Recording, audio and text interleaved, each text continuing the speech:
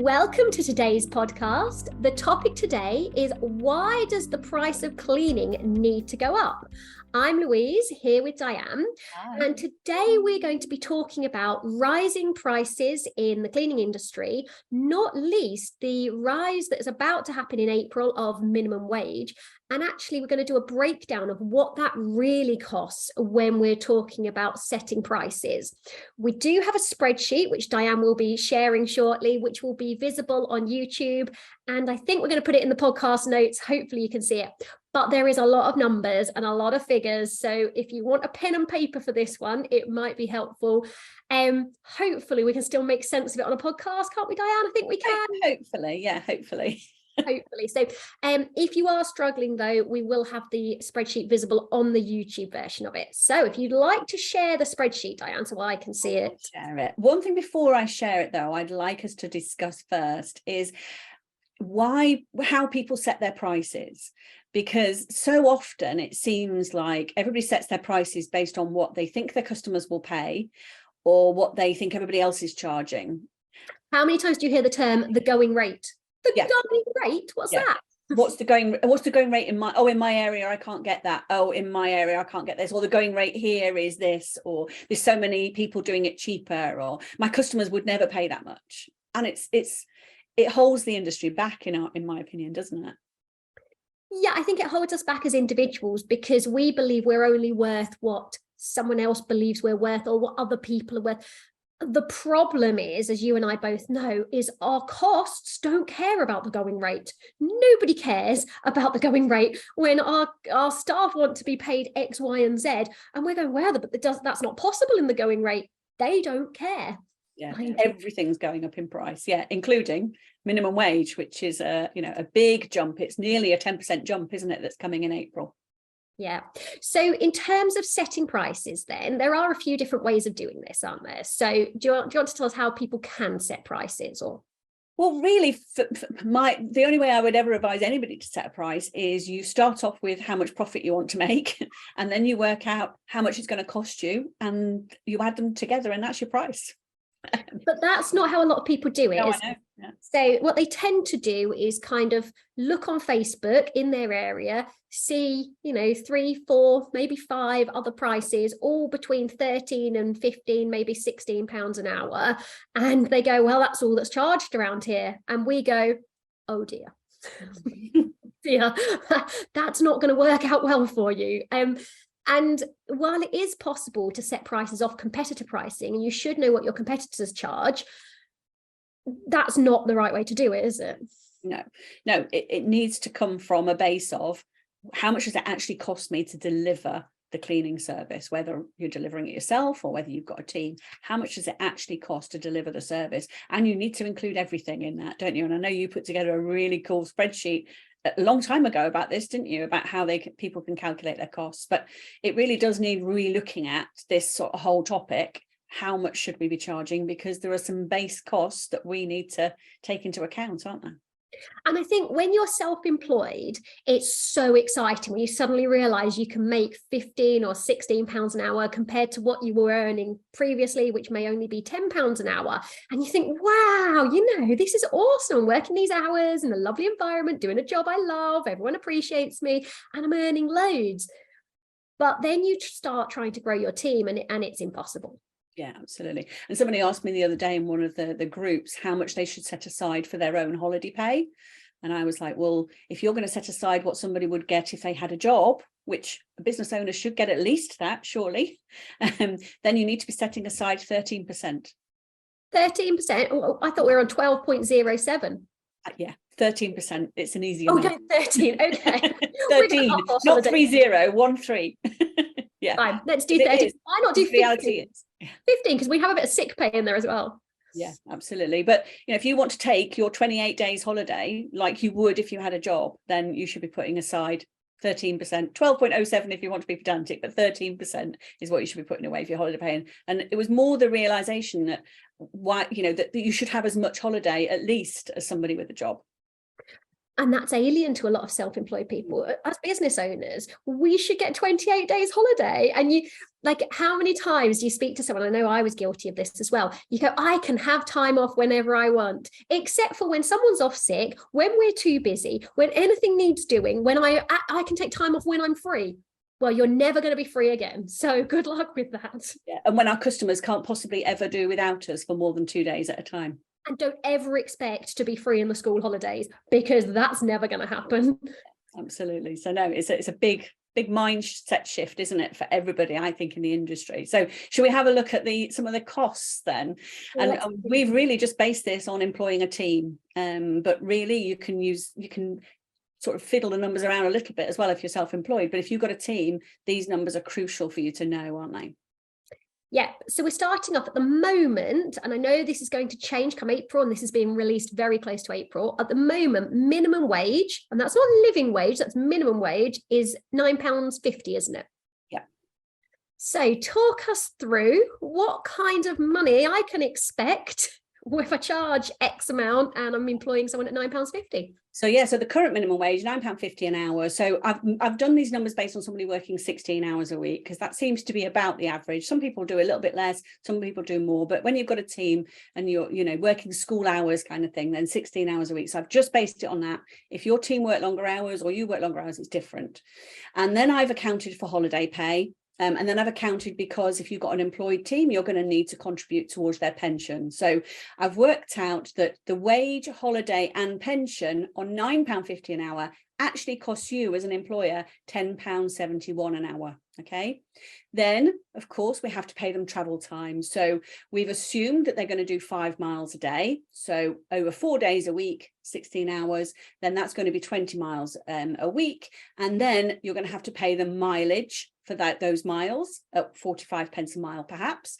And then their travel time. So we've assumed 30 minutes a day. So the travel time a week. So that means that their travel time an hour then gets added on top. So in actual fact, the wage, holiday, pension, travel time and mileage actually costs you, for a £9.50 an hour, £13.02 an hour. That's a huge jump just for the basics. Okay. Okay, so that's just making sure I'm paying them minimum wage for the whole time they're working. Yeah.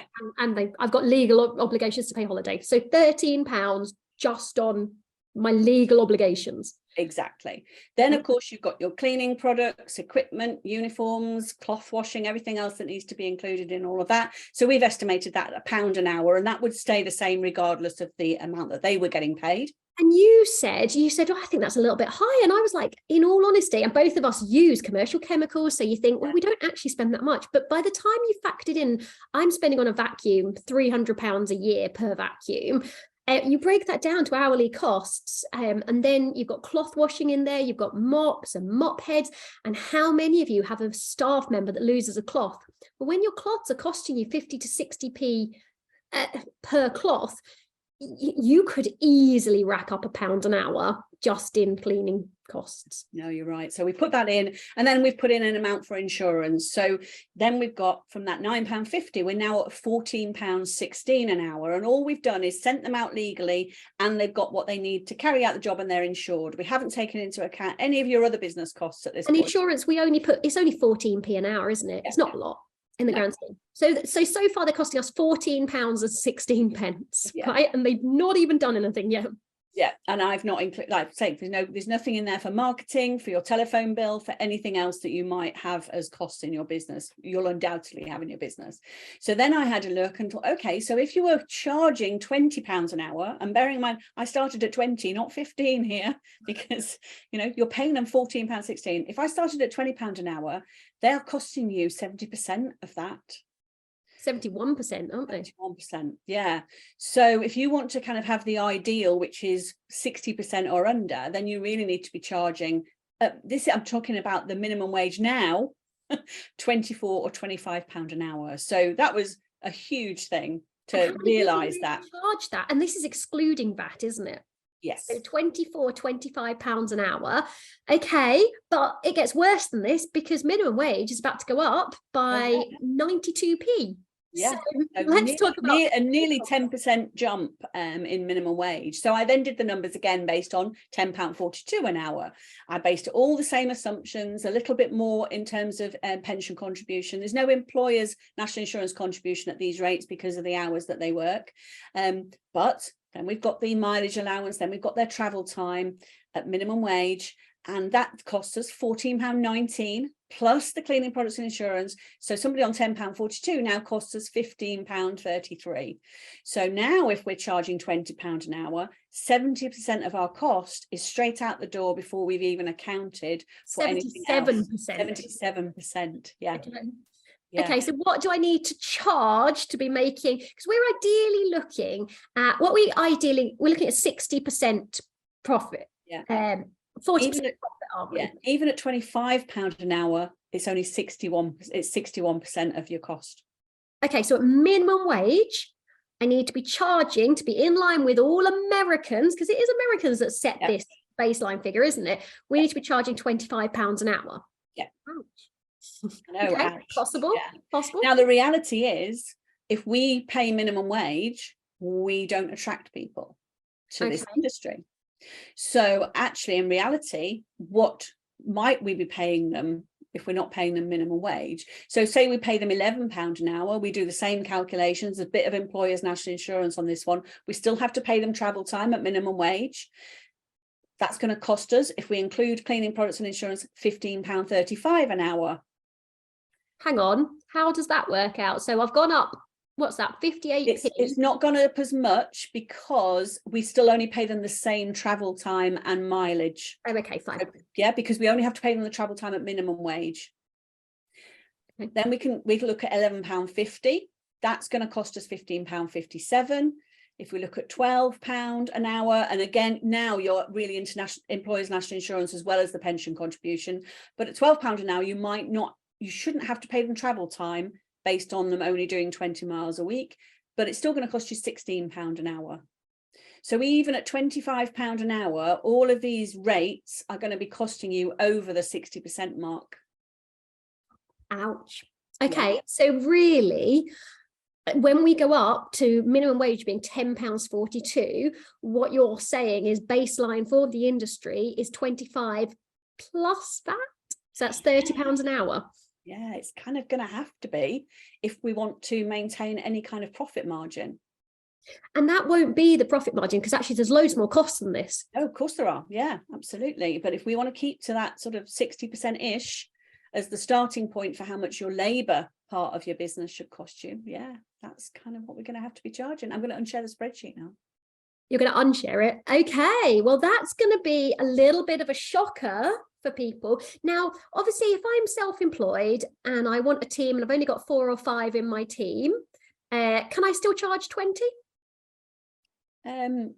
You can, but your costs are the same as everybody else's, because these costs are not based on economies of scale. Because maybe the insurance might be, maybe the cleaning products might be an element of economies of scale, but the actual wage and the pension contribution and the national insurance and the holiday pay and the mileages is the same regardless of the size of your business. Okay, and every other industry is working on these numbers and these figures, aren't they? Mm-hmm. So if the going rate, because I have been quite open in my area, is highly competitive. The going rate in my area is probably somewhere around £15-16 an hour. Why shouldn't I charge £15 or £16 an hour? Well, you could charge £15-16 an hour, but you would not be making any profit. You would actually be making a loss. So if I took on a team and I was charging 15 or 16, I'd make a loss. And at 18 to 20, probably not worth my time. Yeah, probably. I think if you were doing 18 to 20, you would really have to be getting a bigger business in order to get any kind of profit, because it would all be about smaller profit, but more numbers, if that makes sense. So that's why commercial companies can be charging your sort of 18 to 20, because they might have 300 cleaners out there, which makes it worth it. For domestic cleaning companies, there's a lot more management involved, isn't there? So it probably isn't worth it at 18 to 20. No. So, yeah, I mean, we've been talking about this for a long time, that £20 an hour needs to become the new normal. But now probably our message needs to be, this is a big jump in minimum wage, and it's not that we pay our staff minimum wage, and most of us don't in this industry, but it's the knock-on effect of the higher minimum wage is we all have to increase our wages otherwise we will only be paying the minimum wage. Okay, so all the way through this, I've said, wow, can we charge that? So I've been posting for the last 2 weeks. We did put our prices up to 25 plus VAT. And I had 3 quotes last week, so I put them up. And most people, breaking that £30 an hour is a big barrier for a lot of cleaners mentally. So last week I thought, forget it, I'm going to smash right through it. Let's go quoting it. I had 3 quotes. And okay, it's a little bit different because actually I wasn't going up that much. For a lot of us, the most terrifying thing is actually, what will a customer say? What if they say, wow, you're not worth it, or anything like that? And to be fair, when I'm quoting this, we were going up from 22 plus VAT to 25 plus VAT. It wasn't that big. It wasn't a big mental jump for me. There was no questions really. 2 went yes immediately. 1 went, I'll have a think about it. I need to speak to my husband, and has since gone on and booked. So that's 3 out of 3. The going rate is £16 an hour in this area. So I think if you're confident in your abilities and your quality, and it is about having that confidence in your own service, customers are accepting it. There was not a quibble. Now, I'm not saying you will never get objections, of course, but have you gone up there yet, or are you waiting till April? We're not there yet. No, we're still like dithering in the middle at sort of just 27.50 at the moment. So yeah, including VAT. So yeah, we need to. The new ones just need to be on that, because I'm looking at the numbers and I can't see any option. I know what our team are on now, and I know what I need to push them up to in order to keep them and to be able to still recruit. And it's so, Diane, let's do this quickly. What's holding you back from going up to your 25 plus VAT, Diane? Nothing. No, that's what I meant. Our new customers, that's what they'll be on. They'll have to be. There's just no other option. But even so, and we've been through, between the 2 of us, we have been through a lot of price rises over the years. We're not, it's nothing new. We've done the price rises. We pretty much know what's going to happen. But even so, when I have to send out that email, and come April, they have to go up. They absolutely have to go up. For some reason, this one seems a little more scary than the last ones. It feels like we're breaking a barrier, and I think that's probably why it feels more scary. Whereas, when I started 15 years ago, we were charging £15 an hour then. So I never thought that £15 an hour, for instance, was a lot. Whereas I know some people even now think that they can't charge 15 an hour. 20 was kind of a big jump. But then when we hit 25, it didn't feel that big a jump now. You could sell at 25 all day long, but 30, I don't know. Is it like the house prices in a street? Nobody hits the 250,000 barrier, and that was a big thing. Maybe it's the same sort of mentality, but it is all in our heads. But do you not think, though, the inflation, the reason, I remember we put ours up in COVID. So what was that? 2020? Oh, we must have done it 2021. Yeah. Really, probably about 2 years ago. And I remember at the time we went up to 22 plus VAT then, and I was like, oh my goodness, seriously. And I was like, right, I did a survey of everyone in the market and went, right, what's the most anyone charges? I'm going higher. So 2 years ago, I know that we were the most expensive in the market. And my aim is always to be the most expensive company, because I want to be the best. I want to deliver the best, and you can't deliver the best unless you charge the most. So now it feels like we're not the most expensive again. People are overtaking us, but it's really only 2 years later, and we have to go through that 30 barrier. Yeah, there is no choice if the industry wants to remain sustainable. And I understand that if you're not VAT registered, maybe 25 is all you need to charge, but at some point, if you're growing your business, you will hit VAT, especially at £25 an hour. You're going to hit it quite quickly. So we're all going to have to be at the £30 mark, aren't we? Yeah, and inflation, the costs, and £1 an hour, really, I actually don't think that's enough. I wouldn't be surprised if a lot of people it was costing them more than £1 an hour in products and cleaning materials, because it isn't just the sprays, and people think that's all it is. It is so much more. I think we overlook the costs of what they call cloths. Yeah, cloths are expensive. Yeah, no, absolutely. And if you're using shop bought products, then it's costing you even more. So Yeah, they really can add up. Yeah, and the cloths, obviously, they get eaten. I think they just disappear. Yeah, disposable gloves, what are they at the moment? 30-40p a pair? Yeah. So Yeah. So what's our message to people out there? It's kind of get brave, isn't it? Get brave and cover your costs. I think so. I think, obviously we're going to pop the spreadsheet into the podcast notes. And if you've been watching on YouTube, then you'll be able to see the spreadsheet anyway. But do your own numbers and check mine, because those are the numbers and you need to know them in order to make those decisions. And Louise is right. Be brave. We can all be brave. And actually, if we're all brave together, then, the industry just changes, doesn't it? And then customer expectations change. And let's have a little bonus in here, Diane. Let's face the objection that people are terrified of. In my area, the going rate is £16 an hour. What if a customer comes up to you, Diane, and goes, wow, you want to charge 30? The going rate's 16. What are you going to say?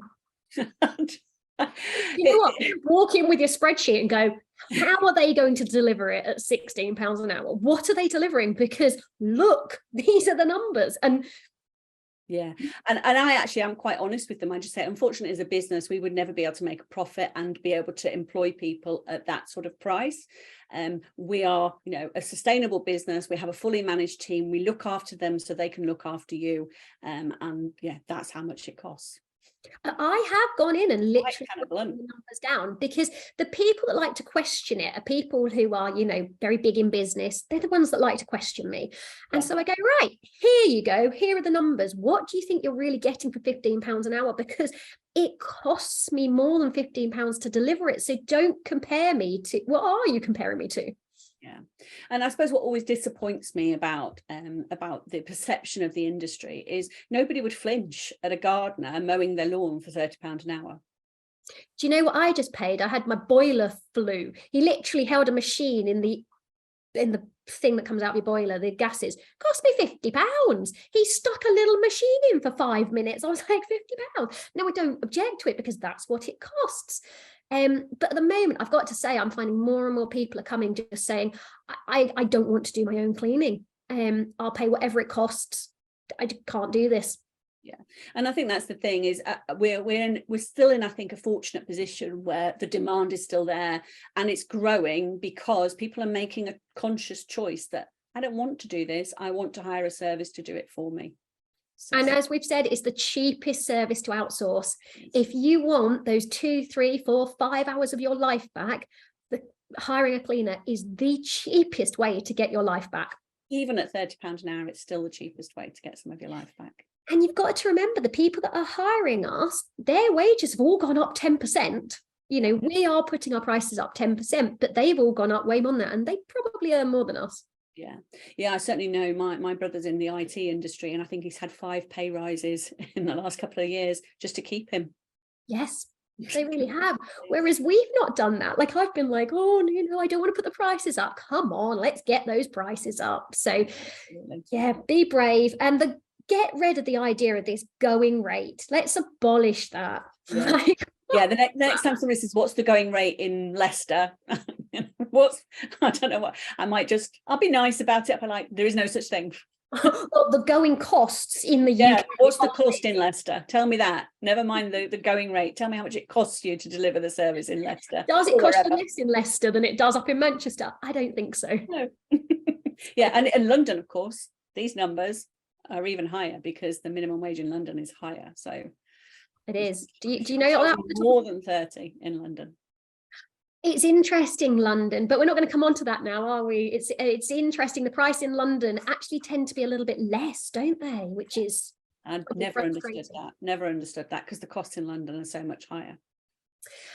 Well, when I looked into it, it's because they've got a transient population, well, they did, which meant that a lot of people would work for cash in hand, they'd be self-employed, they can push the prices down, they've got a bigger workforce that would be prepared to take sort of short-term jobs. Whereas up here, my people, I expect them to be with me years. I can't, they've got to run families. I can't pay them minimum wage because they won't survive. No, absolutely. Whereas, yeah, in London, it's more normal. Like you say, there's more of a catchment, isn't there, for people to work. Yeah, but no, let's not go into that. Perfect. Thank you very much, Diane. Thanks, And Louise. we'll speak to you soon.